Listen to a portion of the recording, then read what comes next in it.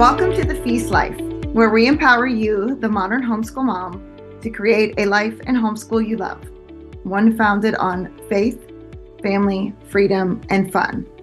I'm your host, Julie Ross, creator of the award-winning homeschool curriculum, A Gentle Feast, and a certified Christian life coach. For more information on today's episode and to access my free gift for you, check out thefeastlife.me. Charlotte Mason once said, "Life should be all living, not a mere tedious passing of time." So on this show, we seek to savor the feast of life. Girl, grab your favorite beverage and pull up a chair. You are welcome at this table.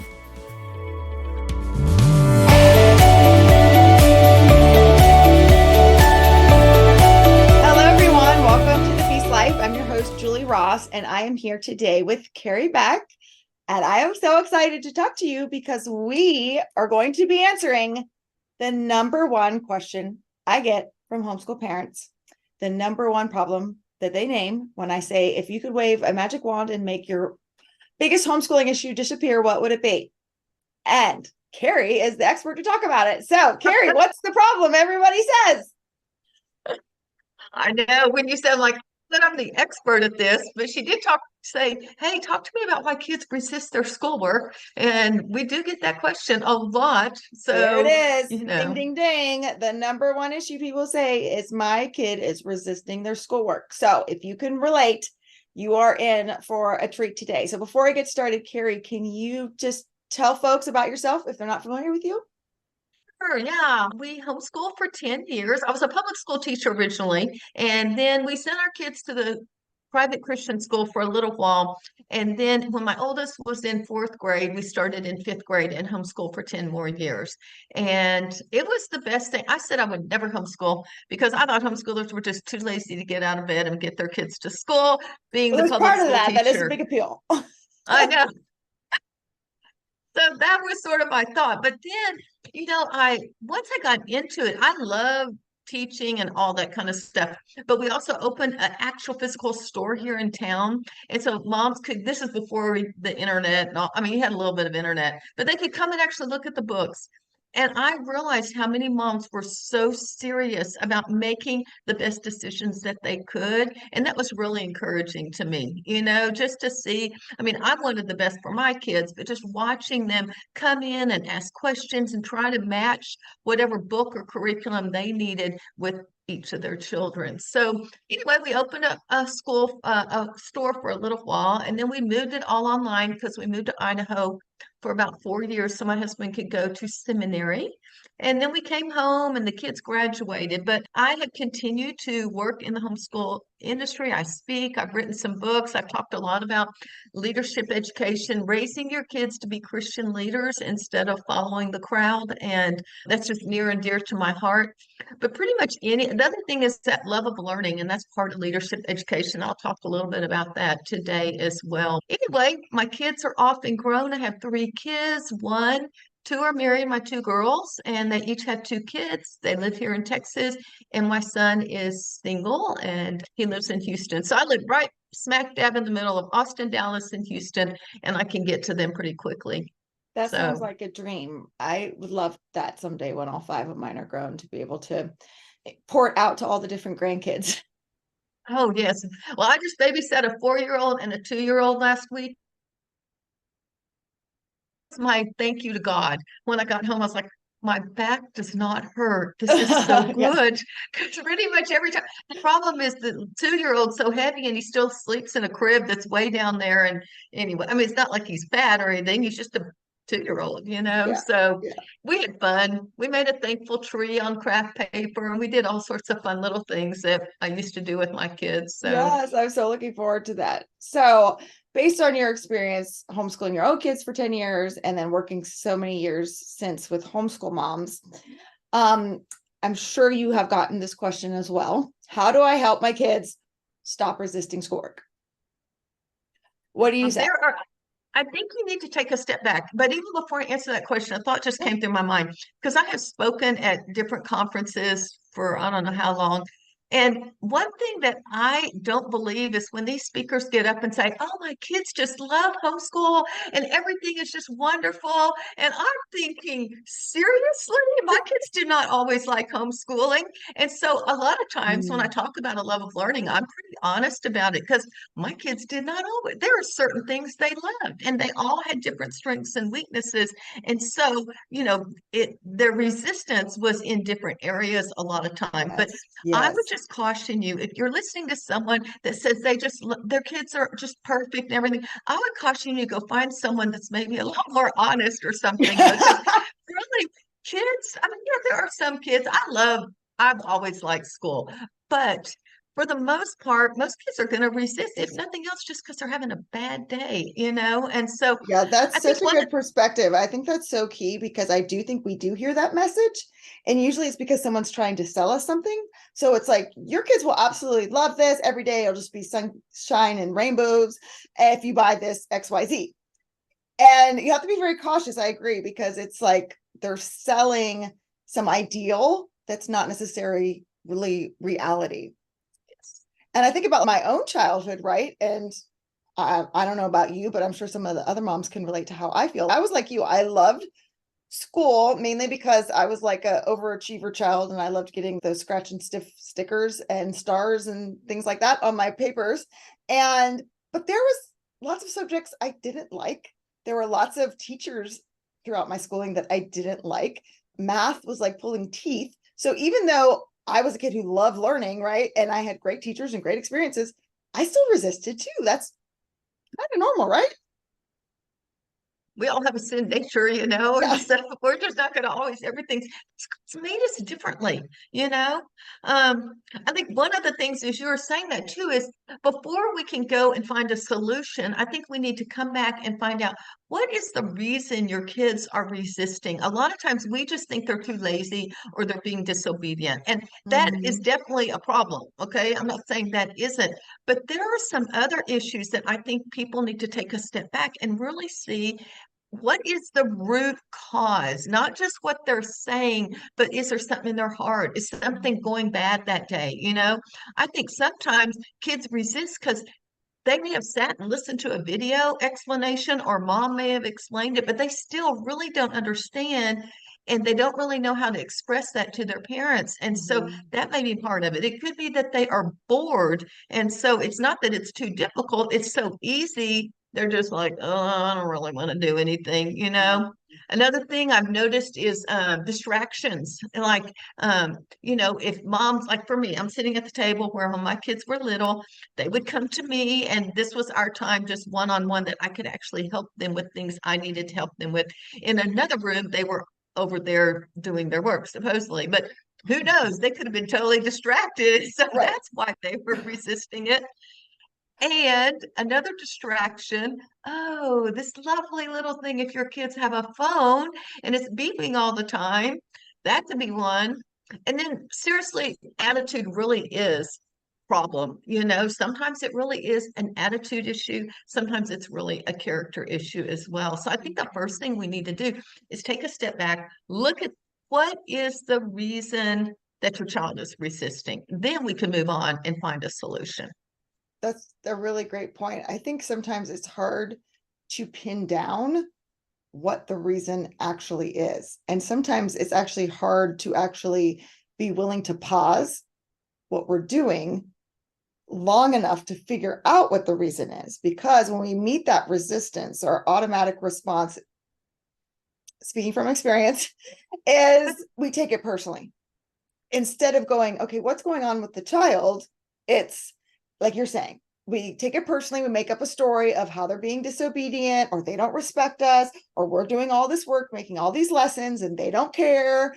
And we make it mean all about us, or I'm doing something wrong, or maybe I bought the wrong curriculum, or maybe, and we see it as a problem that we have to fix right then, which can make us very anxious, controlling, and whatnot. And instead of going, let's pause, let's take a break if we need to, and let's actually maybe have a discussion to see what's happening. So true. And I love the word gentle in your company because I think gentle to me means slow down and pay attention to what's going on. Now, I'm going to tell you, I was probably a failure at that with my kids. It's a lot easier to do it with my grandkids. I Yes. know one of it is like, okay, I was with with my daughter, and her husband was out of town, and I was trying to get the 4-year-old to do something, and she just sort of was totally disrespectful, and she ended up running to her mom, and her mom sent her back. And as a grandma, as Gigi, I could just wait for her to come back. I knelt down, I got eye to eye with her, and I had a conversation with her. And so I do think sometimes we are in the midst, like my daughter, and I see it. That's how I was. Well, I was in the midst of trying to juggle all these things that I couldn't really go to the heart. And that's the one thing I Mm. feel like I didn't do as good a job as I could. I could change behavior modification and all that kind of stuff, but really getting to their heart, because when you get to their heart, you start to find out why are they really resisting. And if you can have a conversation, especially away from the school table, take them out for ice cream or something, and just listen and eventually sort of lead into whatever the situation is. And this goes as much for schoolwork as it is with just character behavior and character training as well, I think. Oh, for sure. Yeah. It's such a good point that sometimes you need to get away from the situation. When your child is in the middle of math and they're like, I don't want to do this. This is horrible. That's not the time to have a discussion about why they might be resisting math. Okay. Because they're frustrated, their emotions are high. Most likely, if you're telling yourself they're being so rude or what, your emotions are high, and the two high emotions here are not going to go well. So maybe, okay, let's take a break. Why don't you go play? I'm constantly sending my kids outside. Go play on the trampoline, go on the swings, go run around the house 5 times, go be in your room and do whatever. I'm going to take a time out right now and go in the bathroom by myself. And then let's reconvene and let's have a talk about it.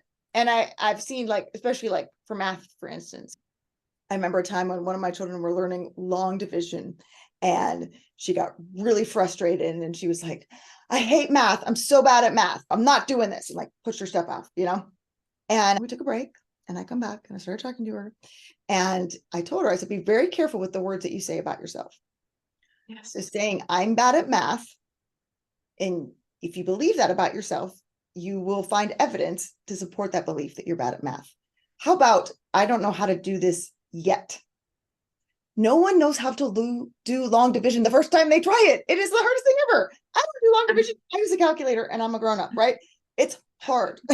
So just use the word yet, see that you're growing and you're processing it. Anyway, that child is in geometry right now in high school, and she takes it elsewhere, and came home the other day. She's like, Mom, I totally forgot I had a quiz today. And I was like, what? She's like, no, it's good. I totally forgot. I didn't even study, but I had 100%. And like everyone else in my class failed the test. She's like, Wow. I just love math. See? And I was like, wait, what? And I said, hey, you remember the time when you were in 4th grade, you were learning long division and you like freaked out that one day? She goes, yeah. And I'm like, aren't you so glad you didn't believe you were bad at it? And so I think See, I think sometimes our kids they hear us being hard on ourselves and hard on them, and they have that voice in their head, that inner critic as well. that's so good. Speaking of math, and hadn't really thought about this, well, neither of my girls like math, but my middle daughter really didn't. Like, she's in 7th grade and she still didn't know her times tables. And I had bought everything and tried everything. So I completely took her off of math. She did not do math in homeschool, either a half a year or a whole year. I wanted to just sort of give her a break and change her mindset for that. And then when she came back, we started math again. I said, here's the times table, use it anytime you want. By the time she got to algebra, she knew all her times tables. Now, she was a big reader and everything. She was into the literature stuff, but we all needed a break from math. At least she and I both needed Yep, that. that tension. And so there's nothing, and people are like, oh, they'll get so far behind. Well, I mean, I had a son. My son loved math, but we didn't actually do math. People think I'm crazy. We didn't actually do math till he was in 5th or 6th grade. And in a year and a half, he caught up all the way to 6th grade. He actually went to a private school here in town at 10th, 11th, and 12th. And the first year he won the math award at this private school. Wow. And I'm like, y'all don't understand. We have this thing about comparing ourselves to the public school. And my middle daughter probably would have failed math because she just couldn't get it. But when her brain's in college, she still didn't like math, but she tutored her friends in math because she knew how to do it. So taking a break is a really important thing when kids resist school, I think. Yeah, and I agree. I think it's like, okay, we're not taking a break forever. Okay, we may take a break in the moment. We may take a break for a couple days. We might just put the subject on hold for a little bit and maybe do it in a different way to kind of break the resistance. And I think it Yes. depends on how long that pattern has gone. Because what happens is, from what I've observed, when a child resists and it creates a lot of tension, creates explosion, right? It creates a lot of drama in the house. It's kind of in a way reinforcing that, and they can really get into a habit of resistance really quickly. And so it's, how do you change a bad habit? We have to replace it with a good one. You can't That just is so get rid of the good. habit. But I would say, like moms, one thing you might look at yourself first. I'm like, you're like, I can't really pinpoint this. There are two kinds of, I mean, obviously there's all kinds of moms, but one mom is pushing them so hard to just keep going, going, going. And they want those bragging rights that, oh, my kid's above grade level or whatever. That Mhm. kid is going to resist. And so if you are doing that, like I always wanted to be a grade above grade level as a student. And so I just assumed, I was even asking the girls in high school, hey, do y'all want to graduate a year early? And they just looked at me like, no way, we enjoy high school. We want to finish all 4 years. I'm like, okay, fine. So you have that one. Then you have the mom who really isn't pushing enough. So we do need to find Yes, that balance in right, there. We right. want to challenge our kids, but we don't want to challenge them so much that they're frustrated and then they totally resist.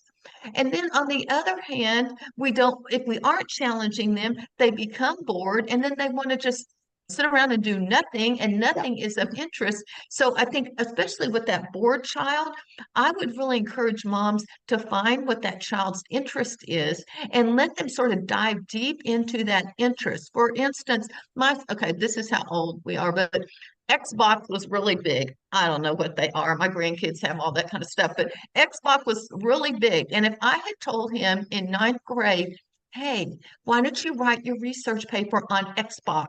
He would have like flipped out because, and I probably would have let him. I don't know what he chose something else, but he would have done just as good a job learning the whole research process, doing it in a topic that he was really interested. He learned the history, the math, the science, the excuse me, all of that. Another story, excuse me, sorry. When he was in seventh grade, he was supposed to write a paper about a person. And I'm thinking, oh, we're studying ancient Rome. Let's write about an emperor. He's just looking at me like, really, Mom? Yeah. And I was like, okay, this is not going over very well. So the next day, I was like, we just bought a book for him on Derek Jeter. And for those of you that don't know, Major League Baseball, great shortstop, wonderful baseball player. I said, what if you write it on Derek Jeter? His eyes got big and he was excited. He's still learning how to write a paper. Yep. He's still learning how to research and how to organize his thoughts. We even went further into that and turned it into some of his science projects. And he learned the physics of baseball and throwing and hitting and all of that as well. And then we probably did math as well. But I think a lot of times when kids resist, maybe we're pushing them down into an area that they're not interested in, and that Mhm. we need to maybe let them choose some topics that allows them. I'm big on leadership. That allows them to take leadership and ownership in whatever it is they're learning. Having said that, I am not saying you don't do some of the things that you think are important. You Right. know, for us in high school, we had one major course, it was a Christian humanities course, and that covered a lot of stuff. Yeah. But after that, they could do whatever. My oldest daughter never finished algebra 2. She went on to get a college degree in 2 years and then got a teaching certificate here in Texas and taught at-risk kids. So I think some of it is getting out of that public school mentality and seeing what is best for your family and for each of your kids as well. Yeah, that's a really good point. I think we have to do this and that, and we have all these boxes that we have to check, and that becomes our focus. And so when our child is resisting, they're trying to communicate, right? And sometimes it might just be, like I said, a habit of complaining and that we've allowed. And, I can get into that myself. Like, oh, I got to do this again, or, oh, we got to go get in the car again, drive to soccer. Like, if I don't catch myself, I can go right. Cause like you said, we have that sin nature. Like I can go to the complaining real fast here. So I have to train myself to catch my thoughts and express gratitude instead. But our kids don't have that mindfulness or that awareness. So, their natural nature is going to come out with the complaining. And it might just be, they just needed to vent. I gave this example once that I went to the gym one day and I have a trainer that I meet in the mornings. And normally I love going. I love her. She's hilarious. But there's just one day I just was not feeling it. And she's like, okay, Julie, you got to do like 3 more. And I'm like, do I really have to? Can we just stop now? Is this over yet? She's like, nope, you need 10 more pounds. No, I'm fine. I don't really need to. I don't want to push myself. Like, and I'm a grown up and I'm paying this person, right? So it was so eye-opening for me that day at the gym of like, why am I upset when my kids are saying that same kind of things to me? Sometimes they might just are expressing it, or like you said, they might just be having a bad morning. Yeah, because I have bad mornings too. And I think our kids teach us so often. I mean, we sort of judge our kids a little bit stronger than we judge ourselves, and we do need to pay attention. I love what you're saying because I'm really big about speaking truth to ourselves. And that's what our kids need to do when they're resisting and speaking it out loud. One of the things that when people are talking to me about bad attitudes, I'm always like, go to God's word and find a verse that will deal with this. And if it's like maybe, Colossians, oh, here, I did have it written down. Whatever you do, do all to the glory of God, or work as hard as you can. This says, whatever you do, work at it with all your heart, working for the Lord, not for human masters, since you know that you will receive an inheritance from the Lord as a reward. It is the Lord Christ you are serving.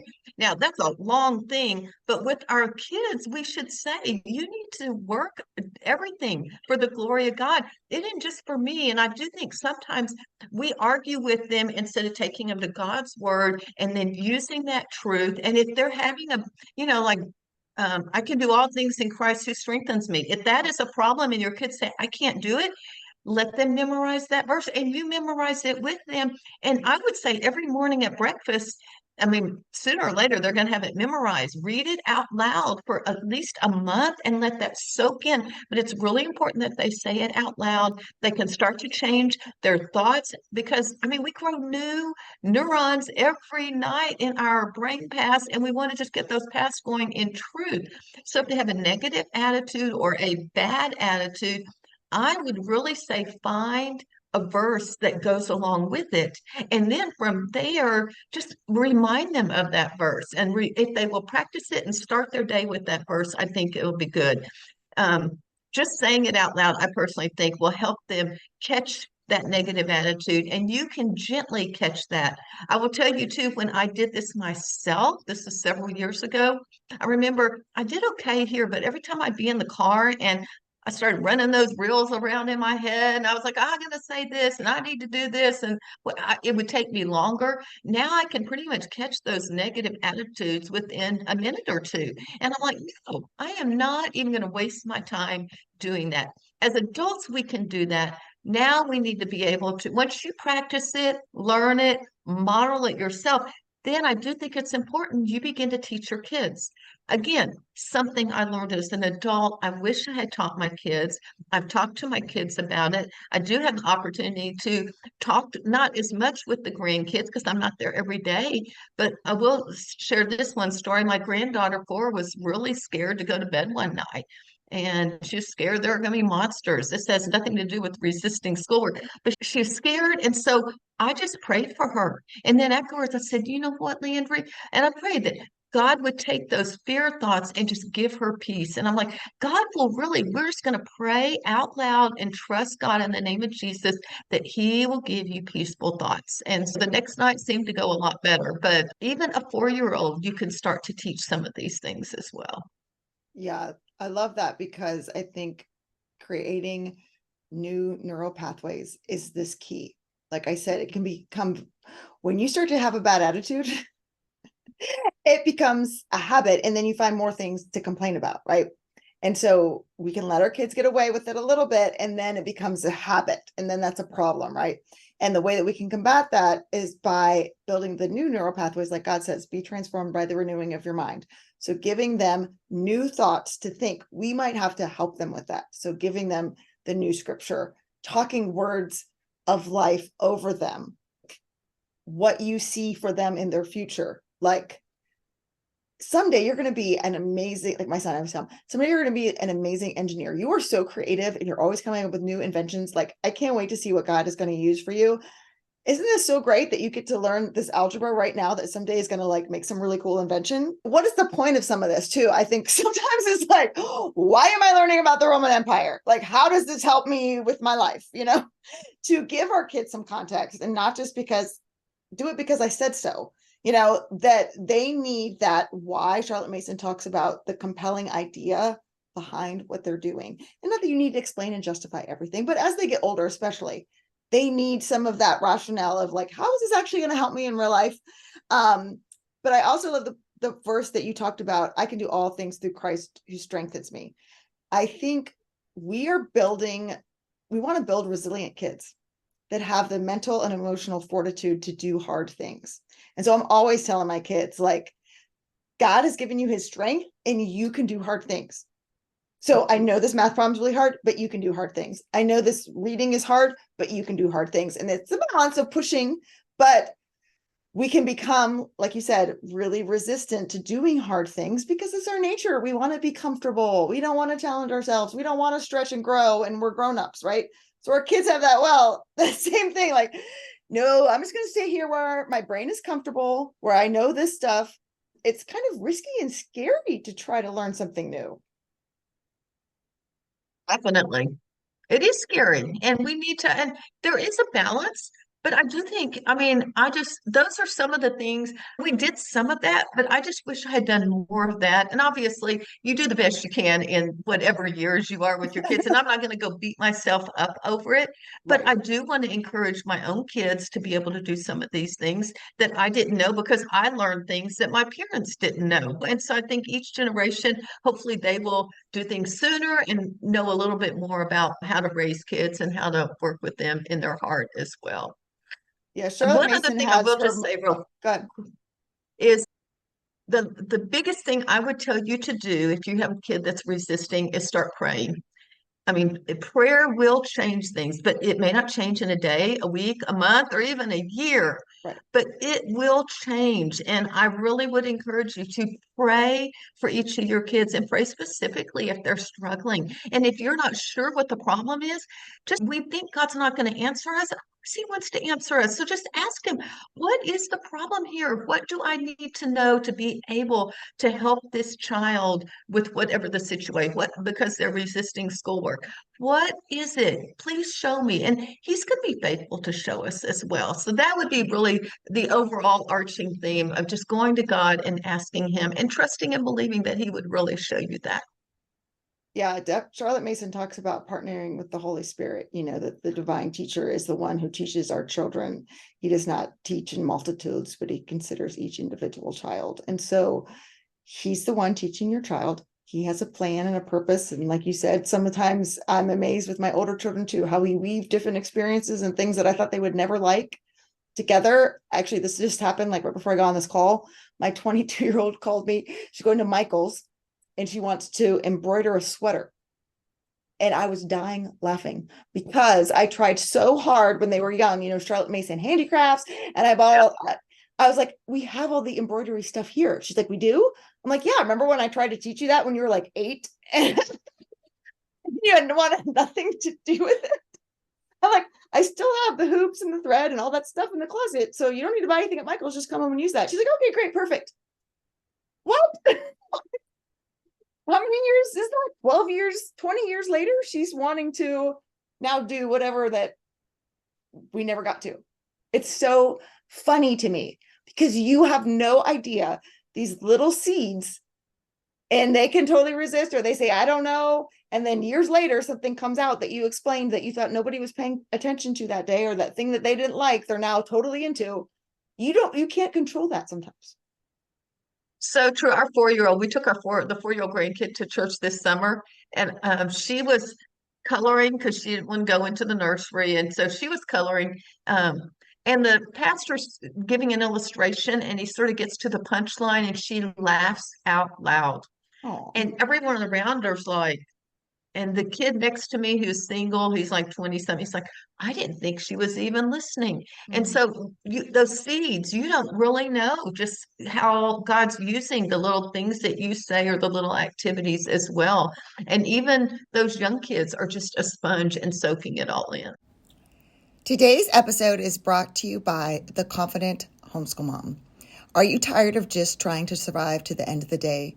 Overwhelmed juggling the demands of homeschooling and family life? Want to create a life and homeschool you actually love? Let me show you how. The Confident Homeschool Mom is a unique program that combines homeschooling wisdom and life coaching tools to help you break free from the negative patterns that are keeping you stuck. Currently, the doors to the Confident Homeschool Mom are now open. So if you are listening to this episode before February 4th, 2004, make sure you head on over and check it out. Go to thefeastlife.me/join to check out the Confident Homeschool Mom course. I hope to see you inside. Yeah, my one daughter is funny. She's 14 now. And when she was 5, I was trying to get her to read her this early chapter book for history. It was called Sam the Minuteman. It's about the American Revolution, like one of those early reader chapter book things. And she did the biggest fit. I'm not reading that. I am not doing that. Oh, I'm like, okay, well, that's fine. You don't need to read it to me today, but I'm going to read it to you. Okay, fine.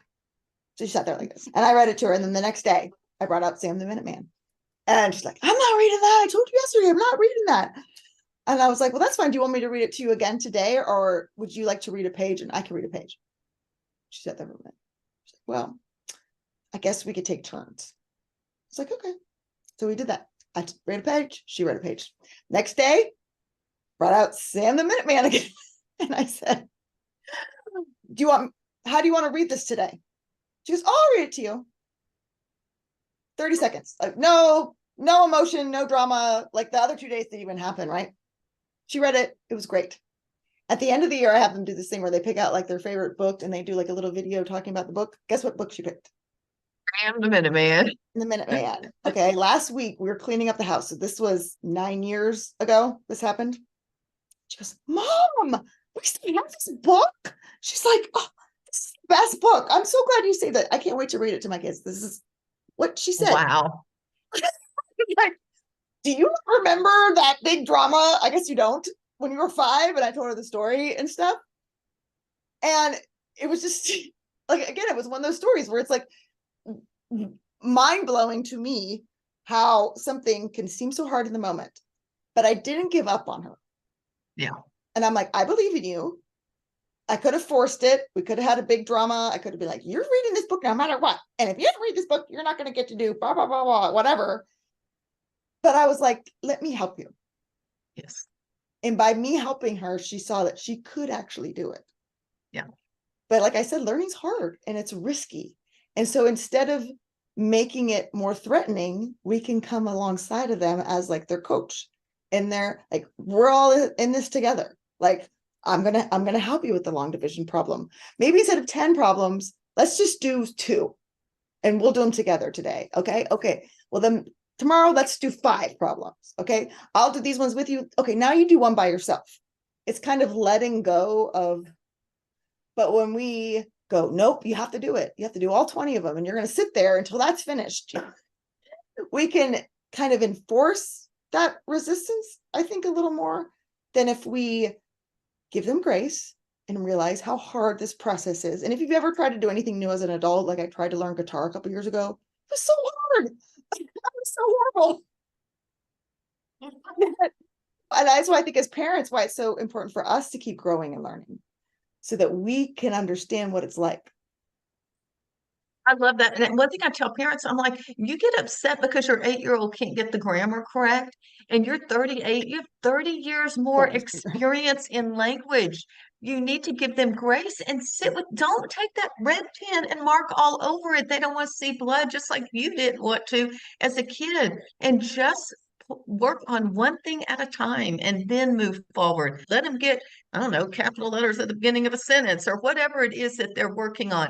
And you don't have to correct every single mistake that they're doing. And I love the word that one coach, and I think journey, because a coach does not go get in the game and throw the ball, but they're on the sidelines preparing them, walking with them every single day during the week until the game. And so that's what we are. Till they get in the game of life as adult, we're walking with them, we're planning the drills that they need, and we're hopefully preparing them.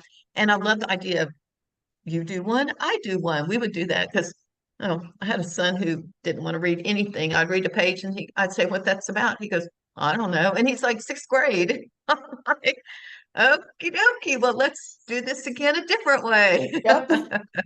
I love that you brought that up though, because I get asked about that all the time.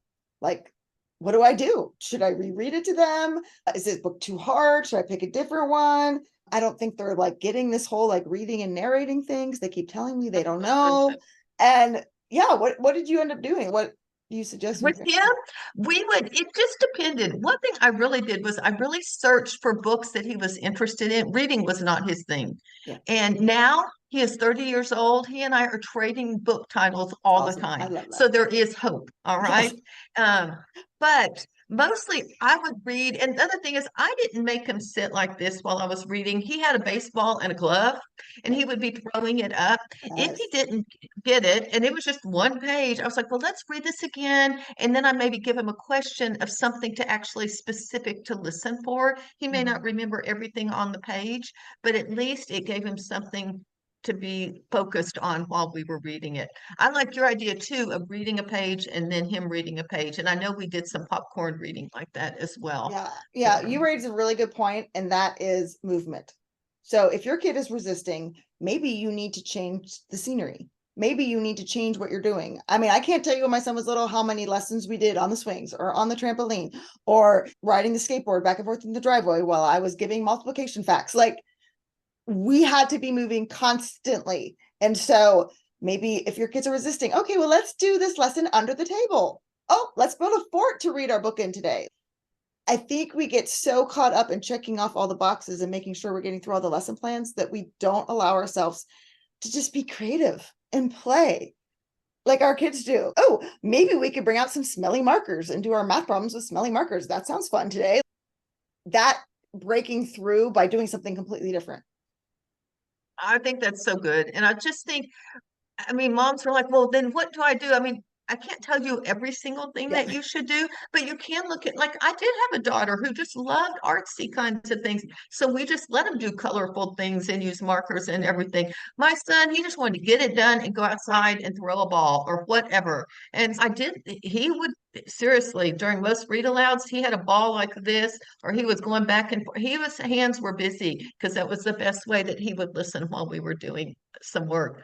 And he's very smart. I didn't really have to deal with intelligent. I mean, I know some people have kids that really, really can't learn. And so you've got to really slow down and look and see what that problem is. And you may actually have to go get some help from someone if there's some sort of special need. And that is okay. I think we are so much more open to finding help than I know when I was a kid. Oh my gosh, if you were in the special ed class, that was looked down upon. And now it's just not. And so I do think if it's admit to yourself you're not doing your kids any kind of favor if you just ignore their special needs. So I do think there are kids that have those special needs and special learning situations. God blessed me with 3 kids that didn't, except for my non-math daughters, but they still could figure it out eventually. But I do think that's one other thing, is just don't, if they're resisting, it really may be a problem. And you may actually need to have them tested. And like all three of my oldest kids have had to have speech. I mean, my grandkids that are now 8, 6, and 4 have had to go to speech and get help. They know it, but they're just not enunciating. And now we can see a difference in the help that they're getting.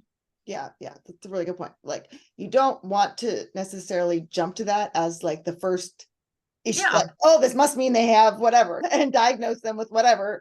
But at some point, if it continues to be a pattern and you've worked on the attitudes and you've Yeah. prayed and you've tried to be a coach to them and you've changed your location and your situation and it is still resisting, and you've asked them what if they wanted to read a book about something else or brought in some other interests or those kind of things, and you've been teaching them how to do hard things and it's still resisting, yes, go seek help. I have 5 special needs kids, and I am so grateful that I got them the help when I was able to, and learn some things, because it helped their learning take off once they were able to receive some of the help and services that they had.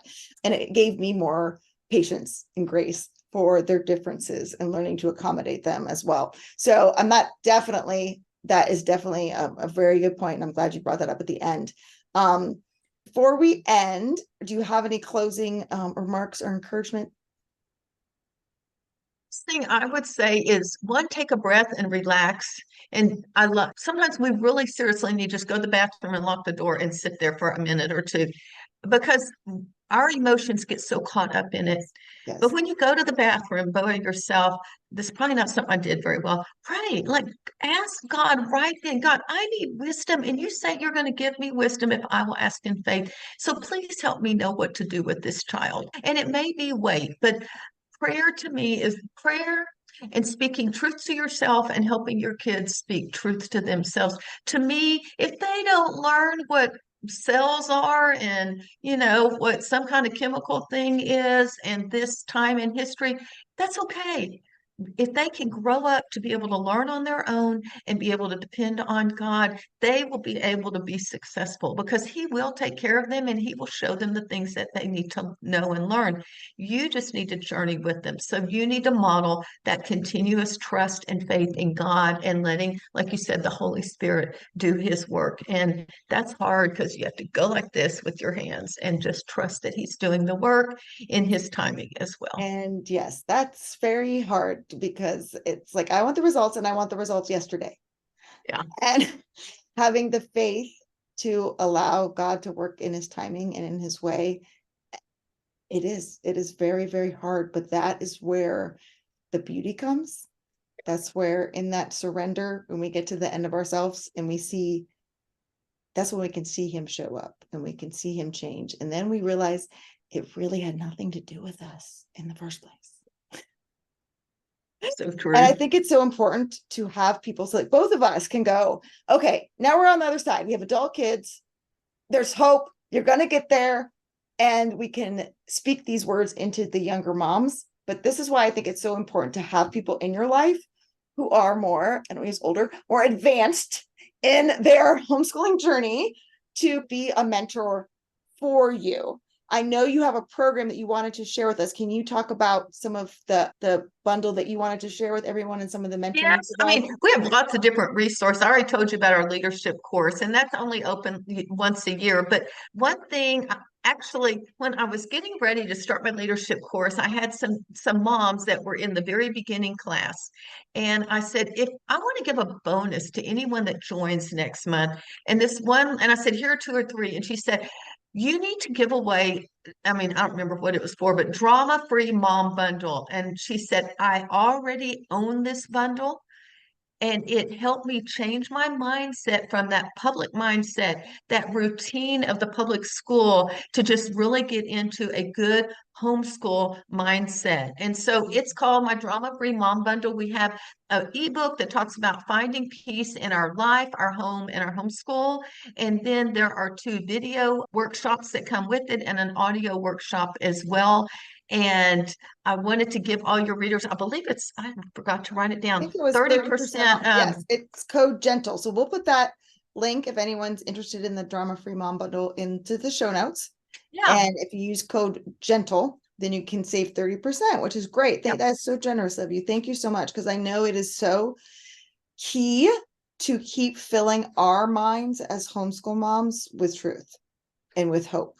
And I can't get enough of it. Like, and if you are feeling discouraged and you're having that resistance with your children and you need hope and encouragement, I highly recommend that you check this bundle out. So thank you so much for being generous enough to allow that. That is really kind of you. And thank you so much for coming and talking to us today. This was a really great conversation. Well, same here. I really enjoyed it. And if they want to reach out to me, feel free to reach out to me. And I know you have links to my website and different groups and stuff like that. Julie and I are both here to help. So I want to just journey with moms and help them avoid the mistakes that I made.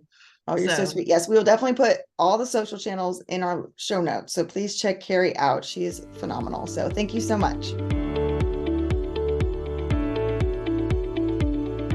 Hey there, Julie Ross here. I just wanted to say thank you for listening to today's episode. If you like this show, it would mean the world to me if you would leave a positive review in iTunes. This really does help people learn about the podcast. And each month I will pick a winner to receive a free gift. Don't forget to check out all the free resources we created for you at thefeastlife.me. Thank you.